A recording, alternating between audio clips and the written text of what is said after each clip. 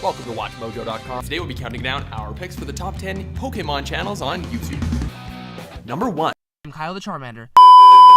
Ever since Pokémon Red and Green came out in 1996, then came to the United States in 1998, Pokémon fans everywhere have dreamed about having these iconic creatures as pets. But I've always wondered, what Pokémon would be the worst to have as pets? Since I have no bias for this particular topic whatsoever, no, get out of here. I have decided to look at the top 5 worst Pokémon to have as pets.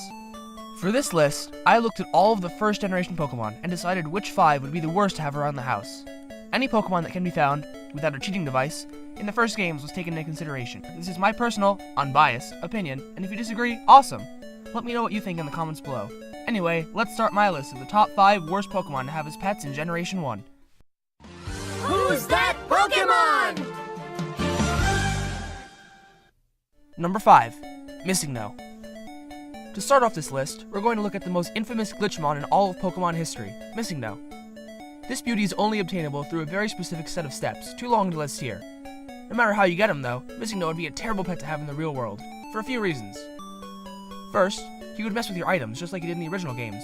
Your personal belongings could duplicate, get morphed into something else, or even worse. Good luck finding anything you need with him around. Next, he messed with the graphics in the games, so why not in the real world? Glasses couldn't fix this vision problem. Although he would really mess up your life, he isn't exactly a Pokemon, so it felt like cheating to put him any higher. Nevertheless, he would still be a terrible Pokepet, and that's why I put him at number 5. Who's that Pokémon? Number 4. Snorlax. Ah, Snorlax, the lovable, cuddly Pokemon so many would love to have in their homes. But would they really? According to Wikipedia, a Snorlax only wakes up to eat, and has to eat 900 pounds of food a day to be satisfied.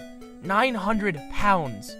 It's going to cost a lot of money to afford that much food even once, let alone every day. It would be awesome to be able to bounce on Snorlax's stomach, and lie on it to go to sleep, but he would bankrupt you before you could say Pokeflute. He would also never play with you, and would essentially just take up space. Snorlax would not be as good of a pet as people first believe. That's why I put him at number 4. Who's that Pokémon? Number 3. Weezing. Imagine a nice purple balloon, but instead of helium, it is filled with the worst smelling gas you've ever had the displeasure to be around. Now, you have Weezing. This double-headed trouble is filled with toxins and poisons, which come out through many holes covering the body. With Weezing, this poisonous gas goes all over the house, and there isn't really a way to contain it without hurting the Weezing. Well, on the bright side, the gases that come out can be made into a perfume, so there's that. Other than making perfume, though, there isn't a reason to have this foul-smelling, toxic oozing, waste-loving Pokepal in your house, and that's why he's at number 3. Who's that Pokémon? Number 2. Muck. A living pile of sludge. Honestly, do I even have to explain? Wikipedia describes Muck as a living biohazard. This purple poison type kills any plants at close proximity instantly, and even touching it could cause a human severe sickness. It also has a terrible smell, and eats any kind of waste it can find. While you might never have a trash problem again, you might want to relocate near a doctor if you ever bring this sludge monster home with you. But why is it any worse than Weezing? After all, Weezing is floating, so he would be harder to contain. While that is true, you could at least touch Weezing. If a human touches Muck, then the least it would do is give you a terrible fever. But the sludge in Muck's body instantly kills any plants or trees on contact. Weezing might smell bad, but Muck literally kills anything around it. Plus, Weezing gives you perfume if you dilute its gases enough. All Muck gets you is a trip to the emergency room. That's why Muck is number 2 on this list. But he's only number 2. So, what can be worse than this living biohazard? And, finally, here we are. The absolute worst Pokemon to have as a pet from Generation 1 is... Who's that Pokémon? Number 1. Electrode. This upside-down living Pokeball isn't exactly the prettiest to look at, but that isn't the worst feature about him. This Pokemon literally feeds on electricity, be ready to lose power quite often. Even that isn't the worst thing about him, though. The reason that you would not want to have him as a pet is that he explodes. A lot. This Pokemon is also known as the Bomb Ball and explodes often, for many reasons. If it eats too much electricity, it explodes. If it is startled, it explodes. Sometimes if it's bored, it explodes just to amuse itself. And it seems to magically reappear after every explosion.